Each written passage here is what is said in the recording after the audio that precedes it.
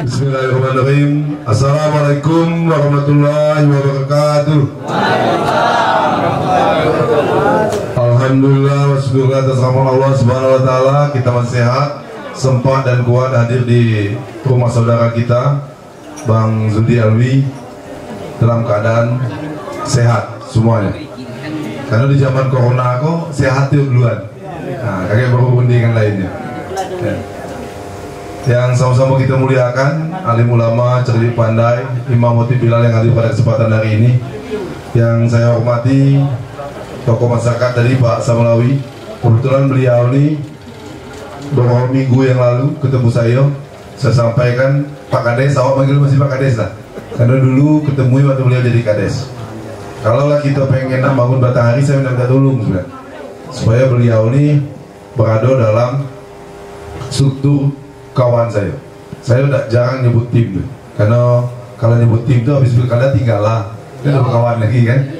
Jadi beliau ini salah satu wakil ketua tim saya tingkat Kabupaten Batanghari. Saya sampaikan juga di sini bahwa ada beberapa wakil ketua yang memang kita tarik dari daerah-daerah perbatasan, daerah terluar, supaya dia bisa terus berkomunikasi dengan bupati kalau terpilih nanti. Karena biasanya yang ujung tuh gak ada tinggal.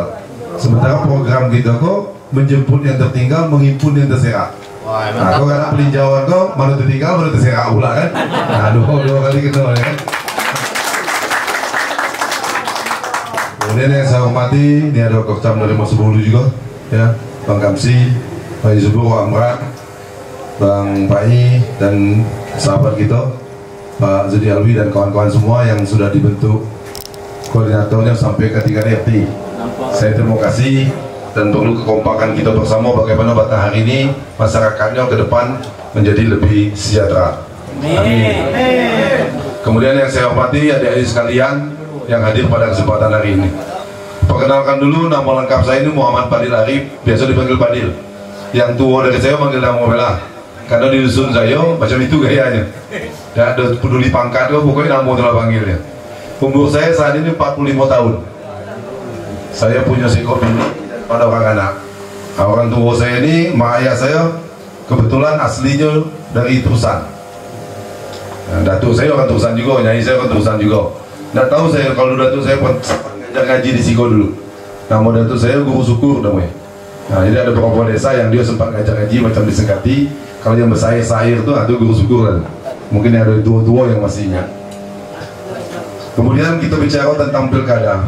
Saya sampaikan bahwa saya tidak pernah terpikir untuk ikut pilkada di Kabupaten Batanghari ini, karena saya sudah cukup nyaman dengan profesi saya sebagai pegawai negeri. Karena di Indonesia itu sekda muda itu cuma 2 orang, saya Siko lagi di Aceh, yang umur 40 tahun awal sudah jadi sekda. Tapi menurut sahabat saya, menurut saudara saya, bahwa kayaknya tenaga saya diperlukan di Batanghari, bahwa ada keadaan Batanghari kok yang macam-macam itulah, berpuluh-puluh tahun kok. Dasar itu saya balik-balik data, kan karena negara aku punya data kan. Kita tengok pertumbuhan ekonomi Batanghari ini selama 5 tahun stagnan dia, macam itulah, berarti tidak ada peningkatan. Saya yakin ini ada masalah. Kemudian untuk menjawab apa yang disampaikan oleh sahabat dan saudara tadi, saya melakukan survei lagi, dan memang betul orang Batanghari itu jenuh bahwa hidupnya macam-macam itulah. Didapat angka 70% dia sudah jenuh dengan keadaannya. Kemudian kita tarik lagi terkait dengan peran pemerintah terhadap masyarakatnya. Kita sering dengar setiap pilkada, setiap pemilihan apapun, ada calon pemimpin yang nyatakan bahwa kami pakai program ekonomi kerakyatan. Tapi kadang-kadang batas sebutan itu nyopun tidak paham apa ekonomi kerakyatan itu. Yang jelas ekonomi kerakyatan itu adalah ekonomi yang pro terhadap rakyat, yang berpihak kepada rakyat. Untuk Batanghari kalau 80% lebih rakyatnya petani. Kalau pemimpinnya berpihak kepada rakyat, berarti petani yang harus diperhatikan. Petaninya macam-macam, bisa sawah, bisa kebun, bisa ternak, bisa ikan. Itu semua di sektor pertanian. Dan kebetulan Allah baik dengan orang Batanghari ini, tanahnya subur, tapi belum optimal untuk bermanfaat bagi kita.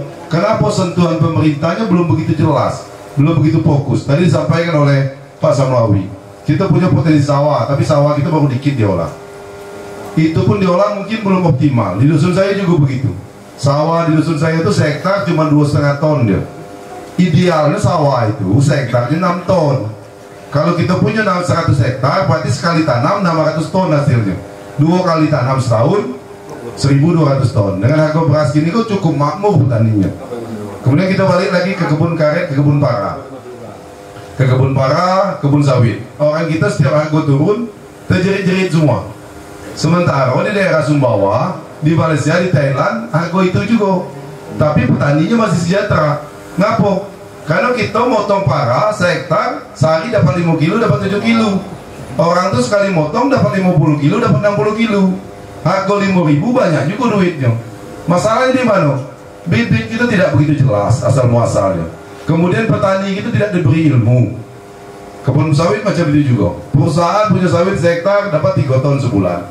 Kita punya sawit 2 hektar dapat 5 pikul sebulan. Harga 3.000 dikit juga duitnya. Masalahnya di mana? Di bibit yang tidak jelas. Kemudian petani yang ilmunya tidak cukup. Ke depan batang hari ini petaninya harus didampingi dengan tenaga yang betul-betul menguasai. Tapi tidak macam PPL lama kena 3 bulan sekali hadir kan. Pas nak rapat beda. Bisa asisten kok macam di kebun tuh tiap hari dia berada di tengah petani. Supaya besok ke depannya petani kita sejahtera. Tadi disampaikan oleh Pak Alwi, ada 10.000 hektar tanah di peninjauan ini. Tidak mungkin orang yang masih ada yang miskin.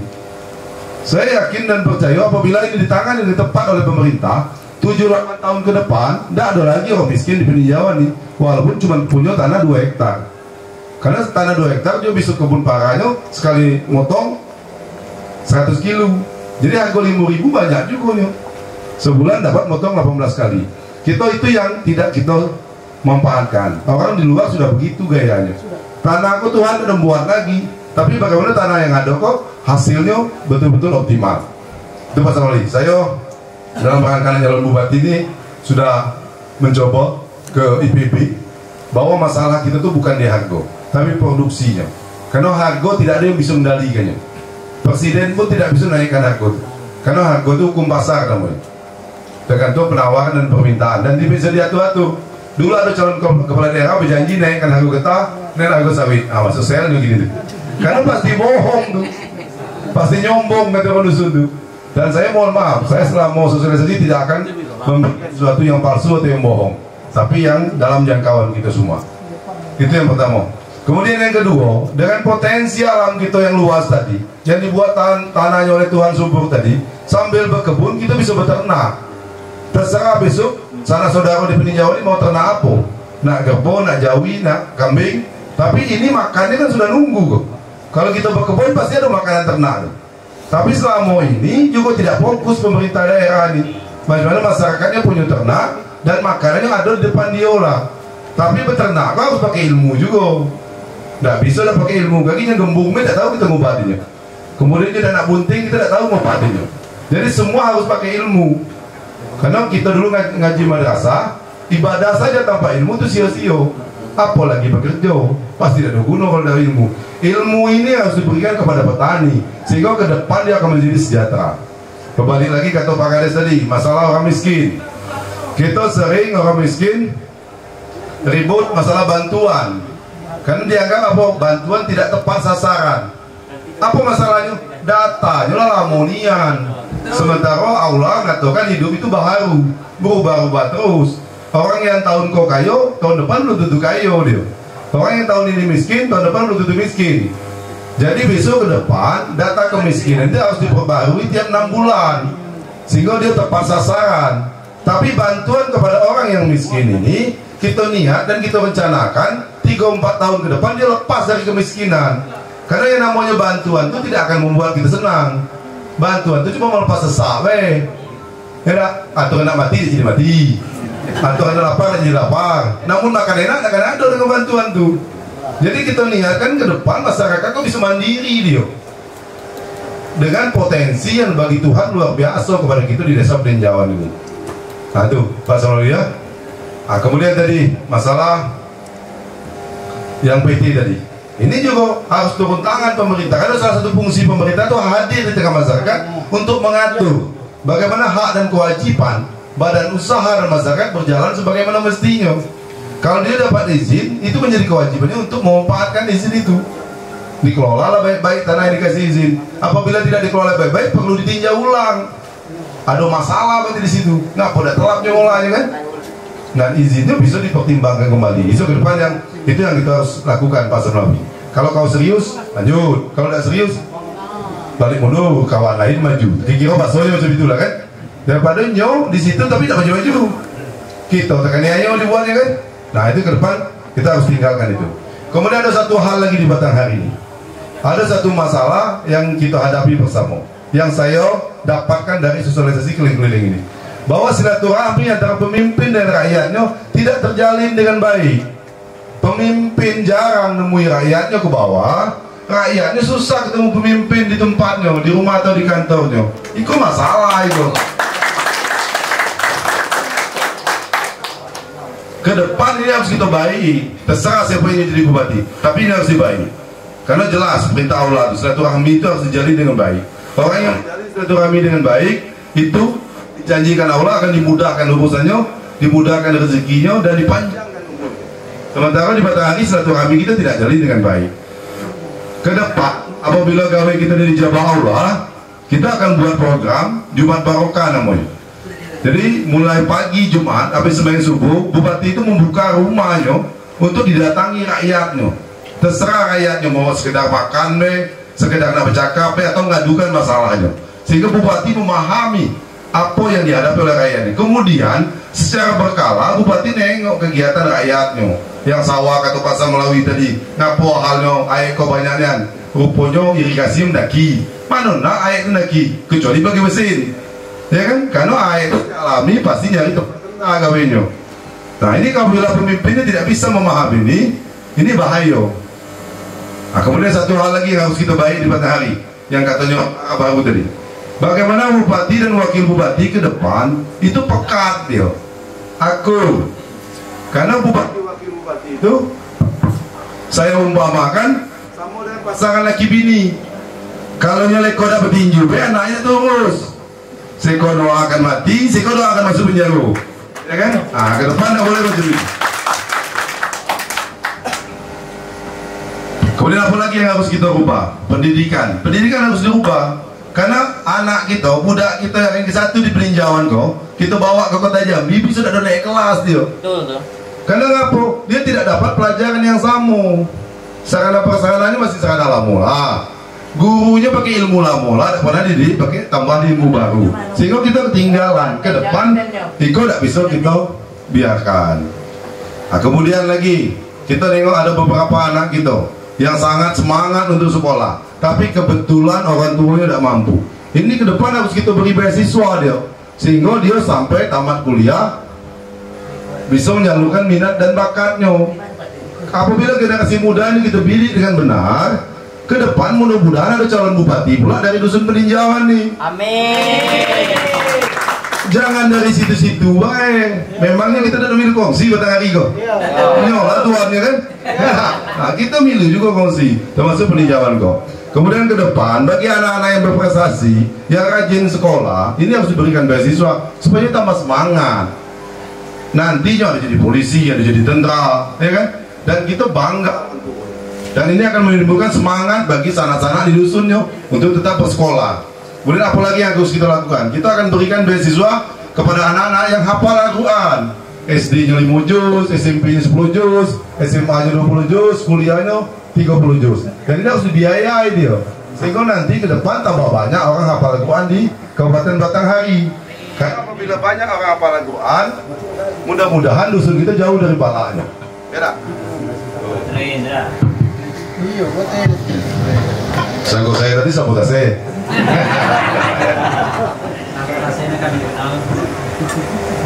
Kemudian apa lagi yang harus kita lakukan? Nah, yang perubahan arah baru. Orang banyak tanya apa arah baru? Arah baru itu ganti yang lama dengan yang baru. Kemudian apa lagi? Anak-anak muda kita. Kita sering ada PT di sekitar kita kok. Tapi anak muda kita tidak bisa kerja di situ. Tidak bisa kita nyalakan PT itu.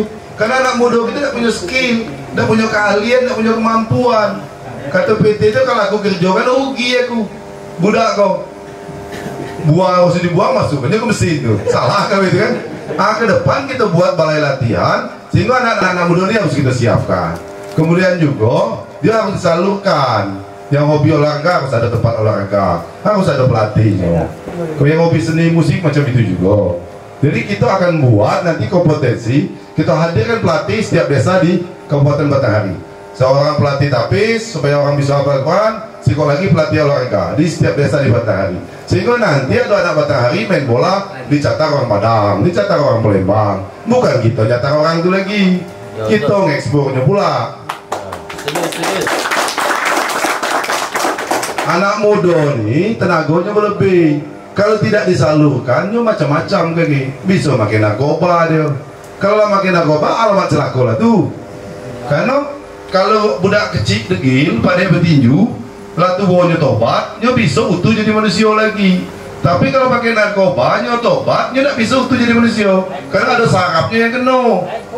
Galak konslet dia, ya kan? Nah, maka untuk menghindari itu, anak-anak kita harus salurkan minat dan bakatnya. Kemudian imannya harus dikuatkan dengan pelajaran Al-Quran tadi.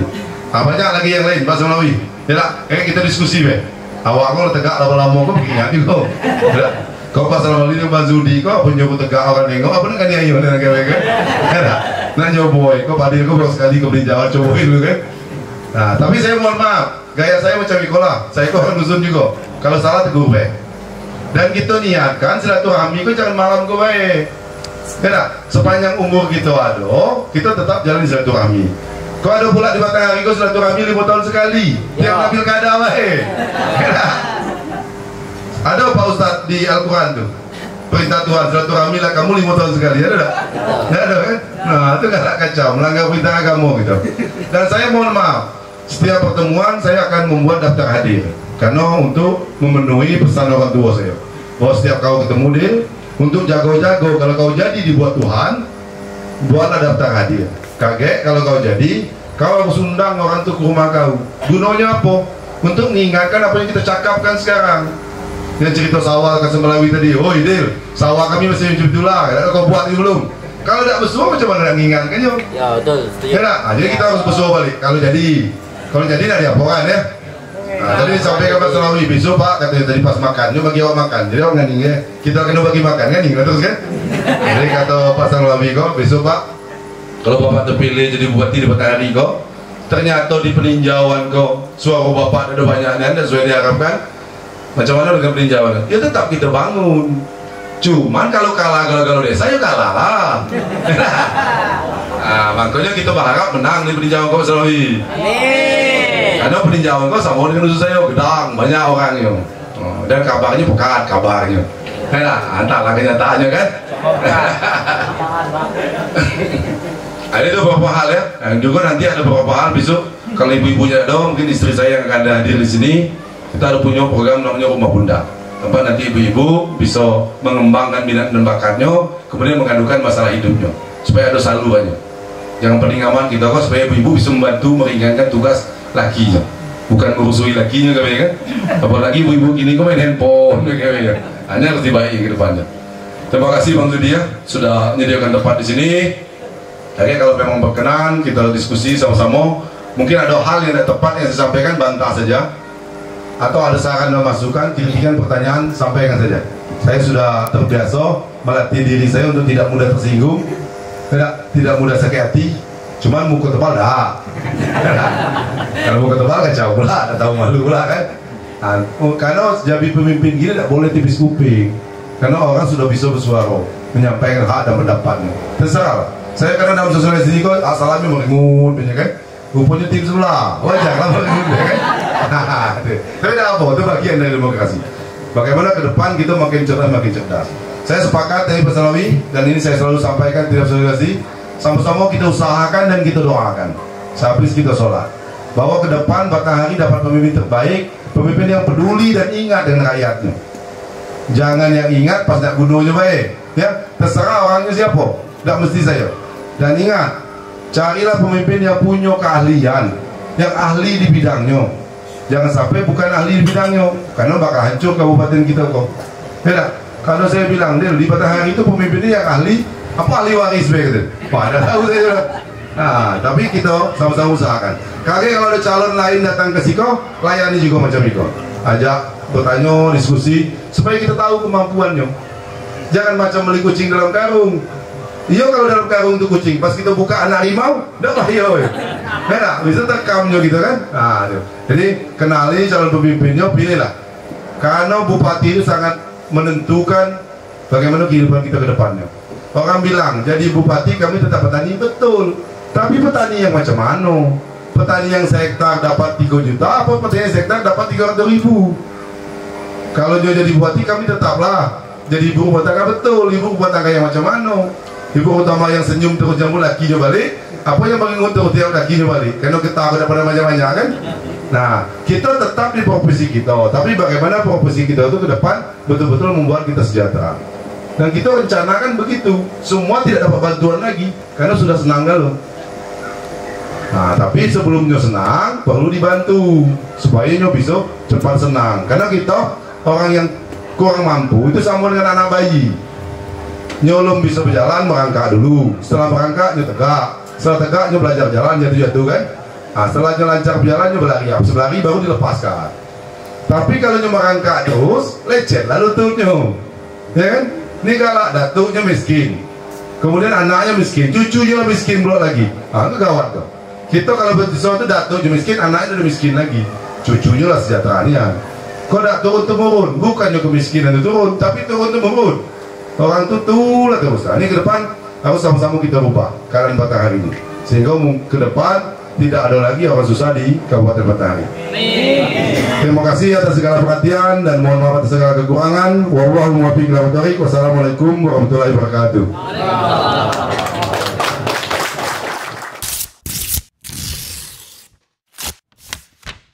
Saya mau tanya, atunya 4 ya bang. Kini kok tinggal 2. Sawah sudah buat Pekades, jalan sudah. Saya 2 lagi nantinya bang. Biaya pendidikan. Yang kedua bidang desa. Kok bila nak melahi kau bang? Ketelur bang. Padahal di tempat kami kan ada, cuma ada terus. Itulah bang ya. Saya tutup billahi taufiq wal hidayah. Wassalamualaikum warahmatullahi wabarakatuh. Yang pertama, saya sampaikan tadi, saya ulang dikit. Kita bagaimana dapat pemimpin yang ahli di bidangnya. Kita merencanakan sesuatu itu harus dipikirkan galau-galaunya. Kalau kita membangun puskesmas, harus disiapkan tenaganya. Jangan jadi rumah tinggal dia, ya kan? Nah, ini ada pustu di peninjauan, tapi tidak tim tugasnya bidangnya tidak ada. Kepala kok. Kita berobat, kita siapa yang ngobati dalam puskesmas kalau ada tugasnya. Besok ke depan semua harus berisi itu. Ya, Bang Amin ya. Kemudian ada program kita psikologi, kalau nyentuh tadi tentang kesehatan, kita akan membuat dokter keliling namanya. Nah, jadi ada jadwalnya sekali seminggu masuk ke desa. Karena orang dusun kita kok, kalau didatangi petugas kesehatan, dia punya obat, labio dan baru obatnya. Tidak telah diobati lagi kadang. Nah, besok kita bagaimana petugas kok mendekatkan dirinya kepada warga supaya warga mau memeriksakan kesehatannya. Jangan nunggu sakitnya. Bidan desa wajib. Karena orang kita kan banyak di usia subur, kaum milenial kok, sehingga banyak kelahiran. Tidak, kalau bayo-bayo awak dengan awak merangkul ada mikir tuh lagi. Nah, itu bayo-bayo Bang Zudi kan. Nah, itu pasti kelahiran itu tinggi. Jadi sepakat kita, Bang Amin ya. Bidan desa ada diisi, tambah program kita tadi, kita akan membuat dokter keliling desa. Kemudian akan mendatangkan dokter spesialis di setiap puskesmas induk. Nah, ini tadi sudah kita diskusi juga di Tululpan tadi. Bagaimana ke depan di Sulawesi itu bukan Sarinah tapi menjadi rumah sakit ya. Sehingga menjadi rujukan untuk orang berobat Ciko. Jadi ada jauh-jauh lagi dia. Kecuali yang gawatnya sakitnya. Kalau gawatnya mungkin baru bawa kemuliaan. Kalau pada waktu macam pakcik demam bisa lah di Ciko. Ya. Kemudian melanjutkan biaya sekolah tadi. Saya sampaikan tadi. Membangun SDM itu pertama badannya harus sehat. Yang kedua otaknya harus cerdas. Kita SD SMP kan gratis tuh. Tapi gratis itu kadang-kadang tanggung-tanggung. Termasuk juga iuran komite kan. Nah, ke depan jangan lagi macam itu. Kalau gratisnya jangan tanggung, sehingga kita betul-betul enaknya kalau anak-anak kita. Bagi anak yang kurang mampu, saya sampaikan tadi, yang kebetulan orang tuanya kurang mampu, sampai sebelum dia mampu, anaknya kita beri beasiswa deh. Dia SMA kita kasih beasiswa, sampai dia kuliah kita kasih beasiswa, sehingga nanti anak-anak kita menjadi anak yang cerdas.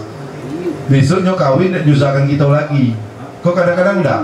Kawin bergantung ke mak ayahnya sampai lahir anaknya masih bergantung ke mak ayahnya juga kan kawan kok.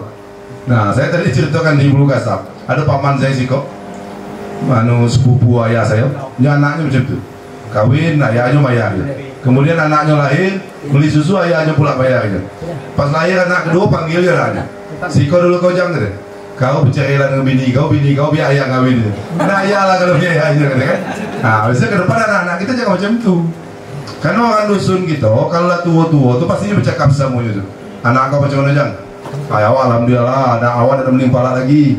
Lah besok hidup dewek. Kita pengen besok generasi muda di Jawa itu macam itu, membanggakan orang tuanya. Maka dia perlu kasih ilmu. Nah, sekolahnya elok, jadi petani berilmu sehingga hasilnya lumayan. Jadi tidak terjadi beban bagi keluarganya.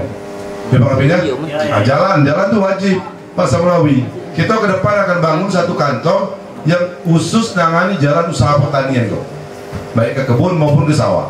Jalan memang bukan aspal, tapi macam jalan PT itu asalnya becek, lubang, datang alat berat, siram batu, padatkan. Sehingga kita bisa lari 60-70 motor kita kan. Jadi kalau hujan rintik, ada takut kita ke kebun. Kalau lari dah kelam-kelam, bahaya ke kebun kok, bisa udah balik, ya kan? Nah itu jalannya harus lancar, tapi bukan aspal. Kalau aspal duit bulan nanti kan. Tapi macam jalan PT itu, nah, tinggal dibangun aplikasinya bisa di peninjauan, jalan ke kebun para Bang Amin.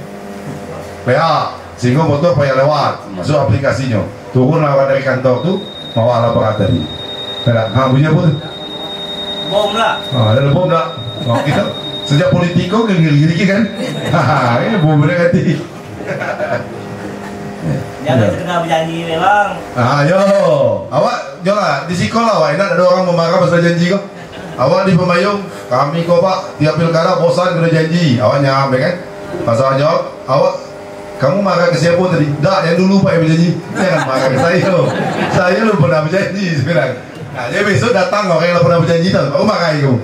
Nah, kalau awak lo pernah berjanji. Tapi itu tadi janji buktinya kalau dibuat Tuhan jadi baru bisa Bang Amin buktikan. Tapi saya janjikan kita bersuah balik supaya masyarakat bisa nagih janji tadi itu.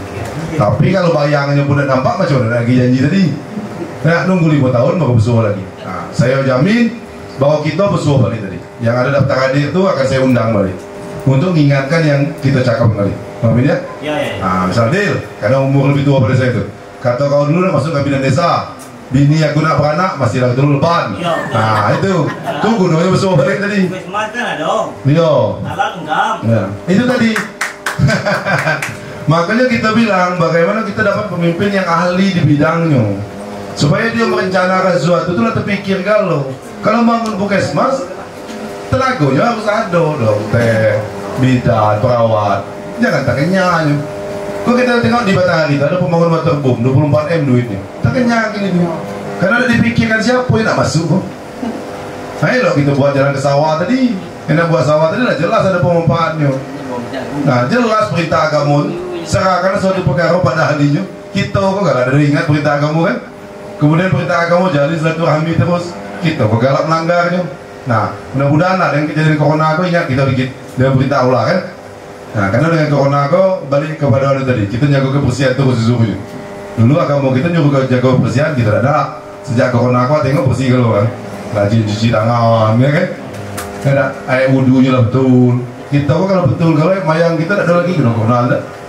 Kau air mayang tu kadang macam kau ya kan. Nah no lah, bentar masuk corona kemudian kita kan. Nah ya silakan yang lain selain Bang Amin tadi. Kena.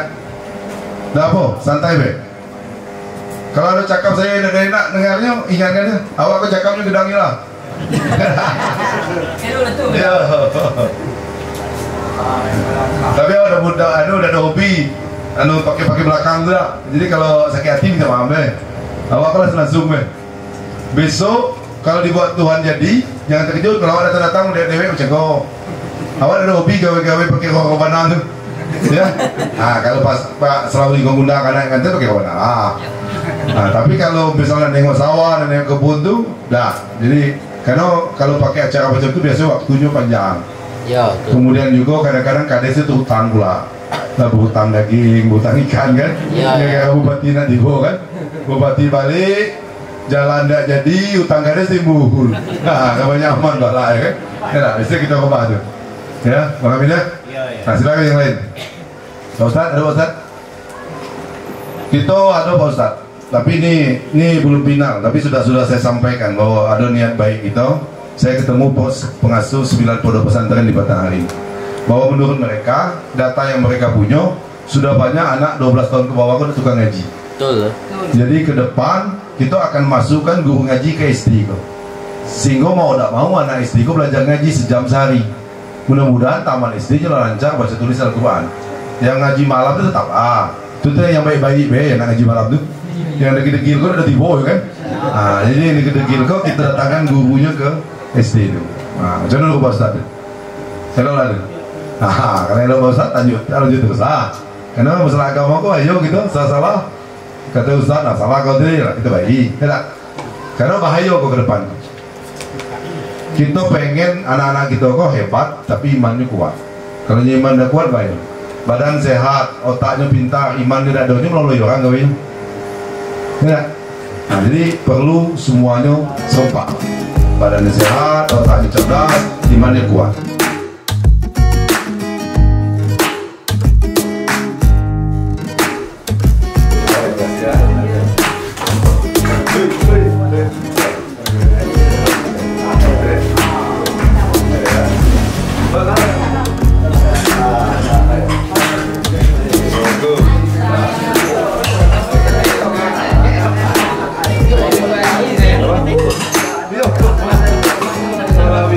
Gitu